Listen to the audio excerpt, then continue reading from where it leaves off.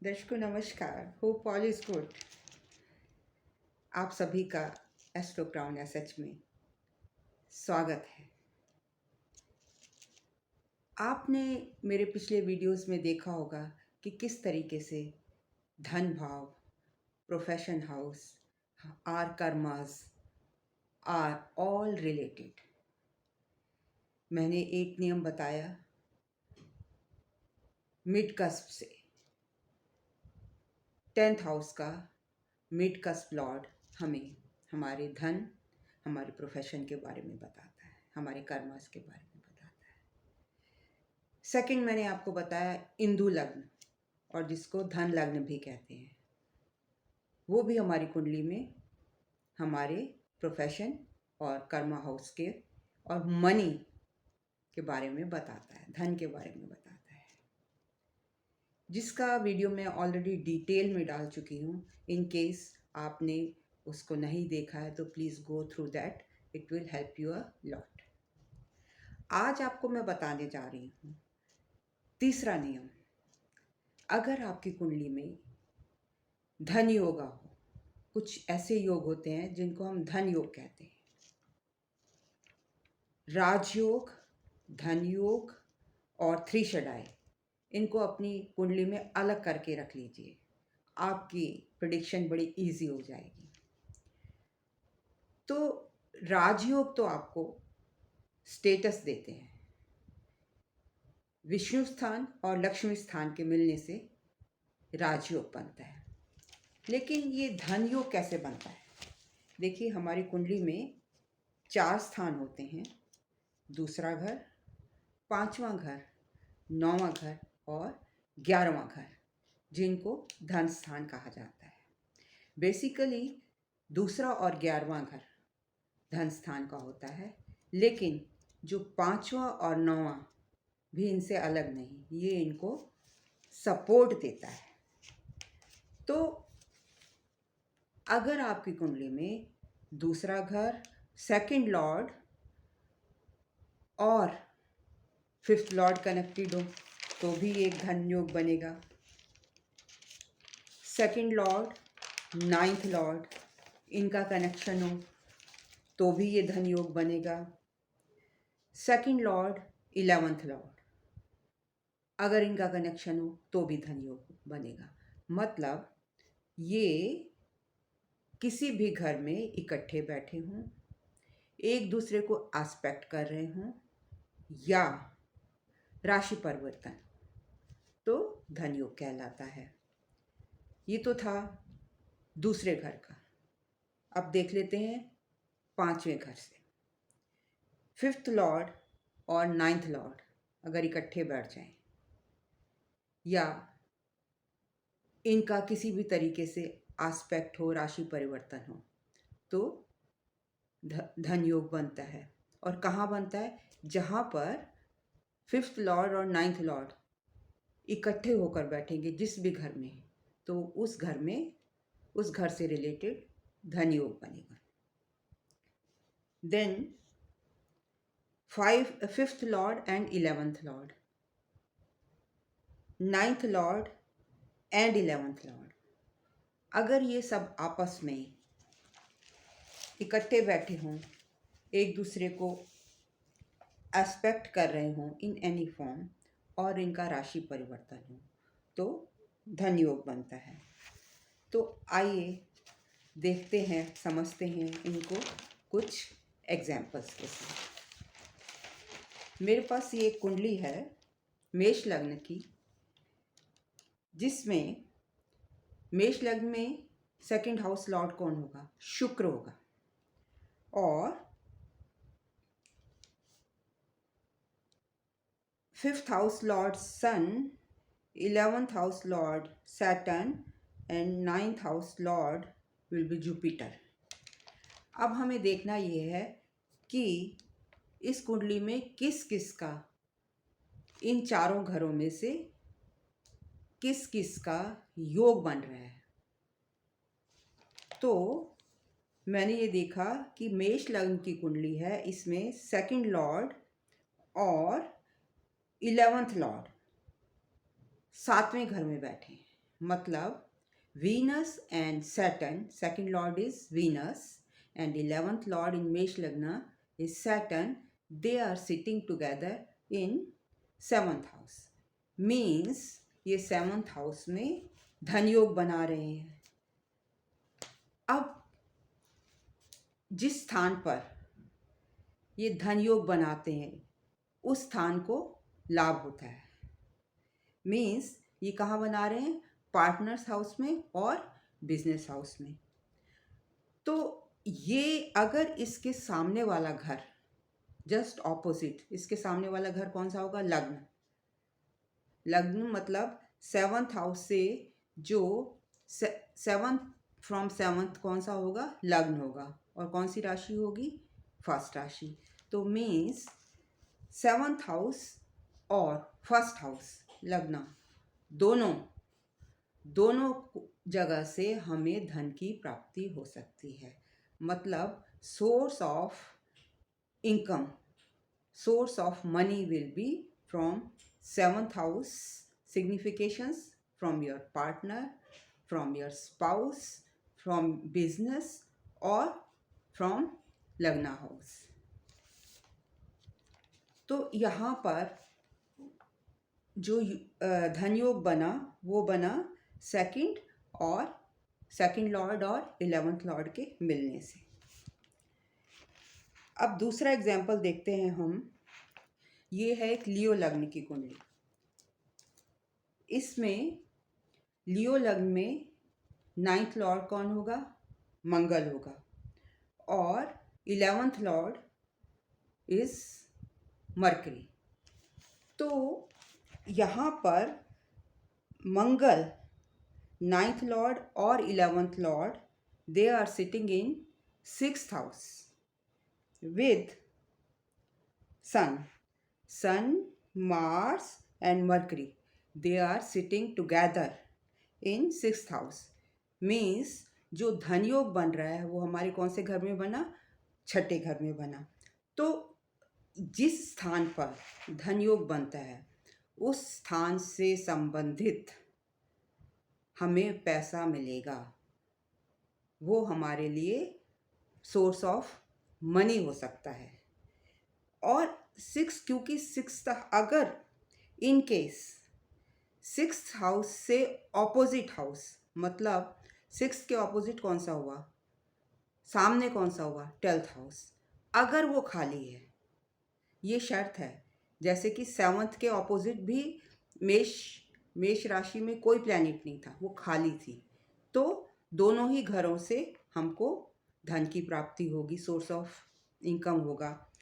और यहाँ पर 6th हाउस में अगर धन योग बन रहा है तो इसके जस्ट सामने है 12th हाउस.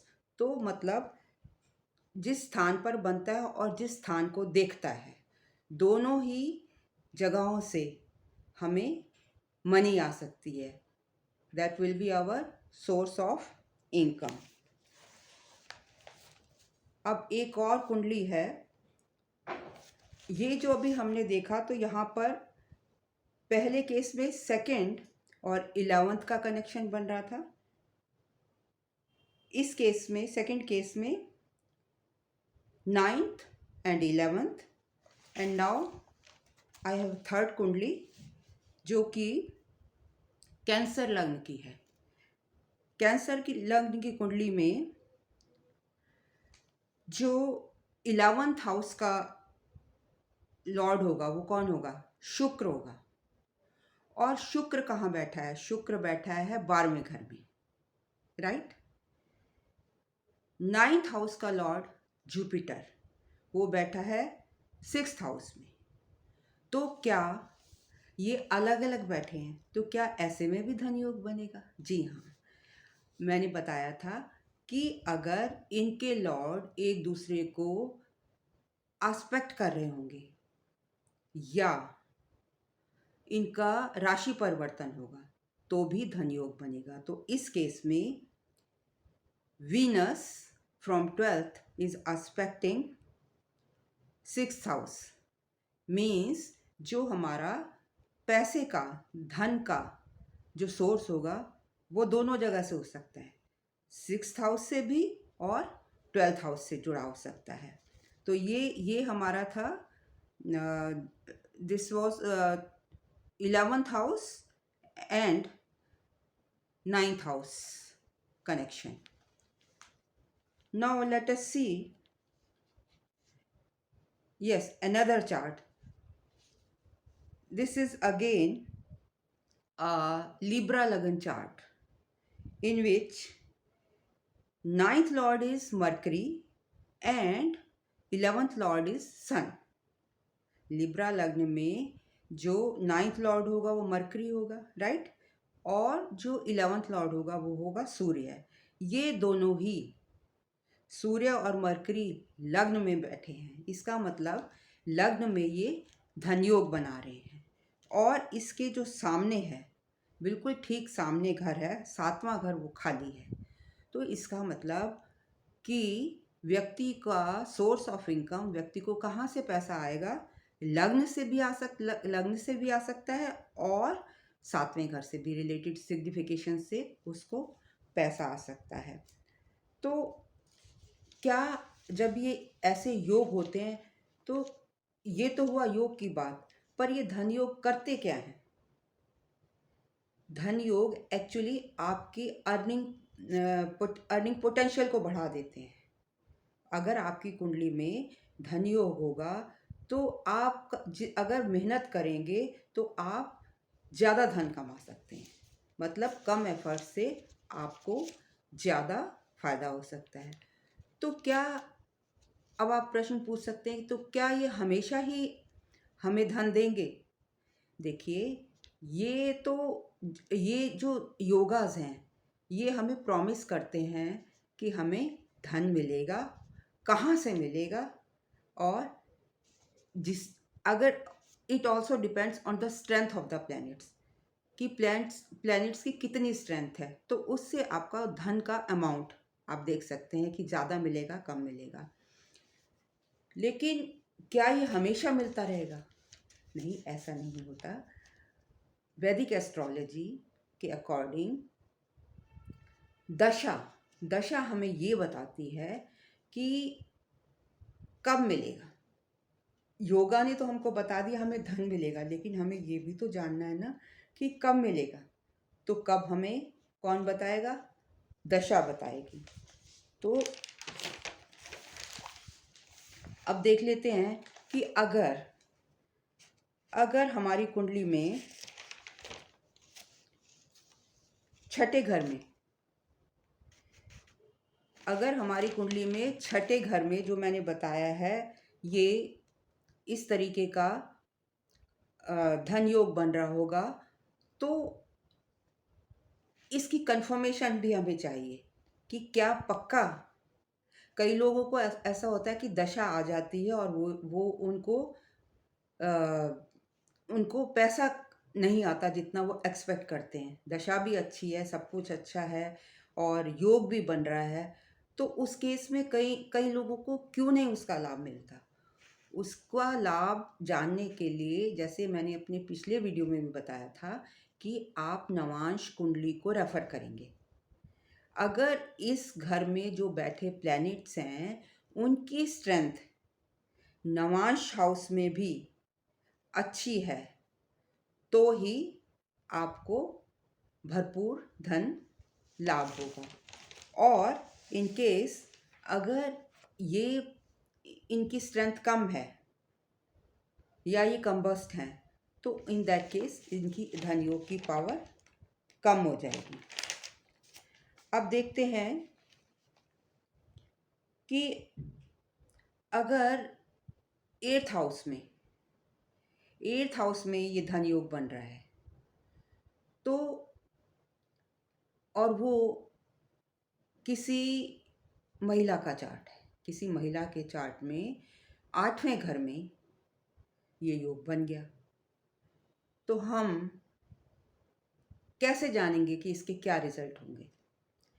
देखिए, जो 8वां घर है वो आपके पार्टनर की फैमिली का होता है। सेकंड हाउस आपका अपना घर होता है, और जो सेकंड फ्रॉम सेवंथ, एट्थ हुआ, ये पार्टनर की फैमिली का हो गया, ससुराल का हो गया। तो अगर एट्थ हाउस में आपका धन योग बन रहा है, तो जैसे ही ये कब एक्टिवेट होगा, जैसे ही इस लड़की की शादी होगी, ये शादी करके अपने ससुराल में जाएगी, तो इसके ससुराल वालों को भी धन का जो योग बना हुआ है वो एक्टिवेट हो जाएगा, और ससुराल में भी धन ज़्यादा आ जाएगा। इसका जो स्पाउस होगा, जो उसका पार्टनर होगा, उसको भी धन की प्राप्ति होगी। इन केस अगर शादी के वक्त वो जो ग्रह धन योग बना रहे हैं उनकी अगर दशा आ जाती है, तो इन दैट केस उसके घर का, ससुराल का में पैसे की स्थिति काफ़ी अच्छी हो जाएगी। और ऐसे में क्या कहते हैं कि हमारे घर में तो लक्ष्मी आई है, उसको एक टैग मिल जाएगा। तो इस कहने का मतलब ये है कि दशाओं का इफ़ेक्ट हमारी ज़िंदगी में बहुत ज़्यादा होता है। और अगर ये आठवें घर में बन रहा है, तो इसका इफ़ेक्ट, अगर सेकंड हाउस में कोई भी प्लैनेट नहीं बैठा है, इन दैट केस ये सेकंड हाउस को भी एक्टिवेट कर देगा, वहाँ से भी आपको धन मिलेगा। मतलब सोर्स ऑफ इनकम आपका सेकंड हाउस भी हो जाएगा और एट्थ हाउस भी हो जाएगा। अब मान लीजिए कि कोई जो बच्चा है, कोई बच्चा पैदा हुआ है, तो अब बच्चे को तो धन के बारे में कुछ पता ही नहीं होता, और उसके सिक्स्थ हाउस में, बच्चे के सिक्स्थ हाउस में धन योग बन गया, और जब बच्चा पैदा हुआ है तो उसकी दशा भी ऑपरेट हो रही है। तो ऐसे में क्या होगा, क्योंकि छठा घर वैसे भी नाइन्थ हाउस से टेंथ पड़ता है, तो क्या होगा, इसके फादर की प्रमोशन हो जाएगी, फादर को पैसा मिल जाएगा। ये तो एक पराशरी का नियम है ही है। और क्योंकि वहाँ पे धन योग बना हुआ है, तो उस स्थान को भी, उस स्थान से भी आपका सोर्स ऑफ इनकम होगा, आपको पैसा मिलेगा। अब मतलब बच्चे को इनडायरेक्टली पैसा छठे घर से मिल रहा है, उसके पिता के थ्रू। उसके पिता को वहाँ, पिता के प्रोफेशन में उसकी तरक्की हो जाएगी, और कहेंगे, घर वाले कहेंगे, देखिए हमारा बच्चा बहुत ही लक्की पैदा हुआ है। तो इस तरीके से जो दशाएं हैं वो आपकी लाइफ में बहुत बड़ा रोल प्ले करती हैं। इस सिक्स्थ हाउस से अगर 12वें घर में कोई भी प्लैनेट नहीं बैठा, तो इसका इफेक्ट 12वें घर पर भी पड़ेगा। अब अगर इन केस अगर fifth Lord is in ninth, अगर पांचवें घर का मालिक 9वें घर में होता है, तो हम ऐसे में क्या कहते हैं बताइए। तो हम ऐसे में कहते हैं कि जब पहला बच्चा पैदा होगा, तो उसके बाद आपकी धन की वृद्धि होगी।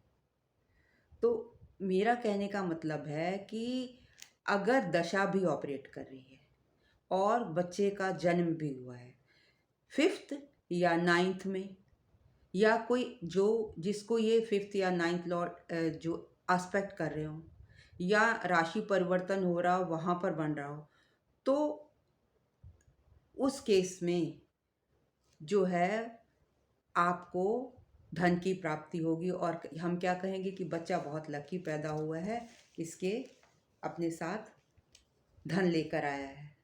मतलब पहला बच्चा होने के बाद आपके घर में धन आएगा।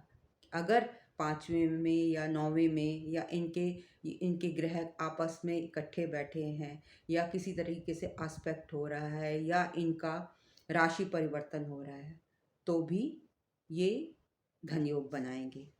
इसी तरीके से अगर सेवन्थ लॉर्ड नाइन्थ में होता है, अगर सातवें घर का मालिक नौवें घर में चला जाता है, तो हम क्या प्रेडिक्शन देते हैं? हम कहते हैं कि ऐसा व्यक्ति, इस व्यक्ति की शादी के बाद जो है इसका भाग्य भाग्य बढ़ेगा, भाग्य खुल जाएगा।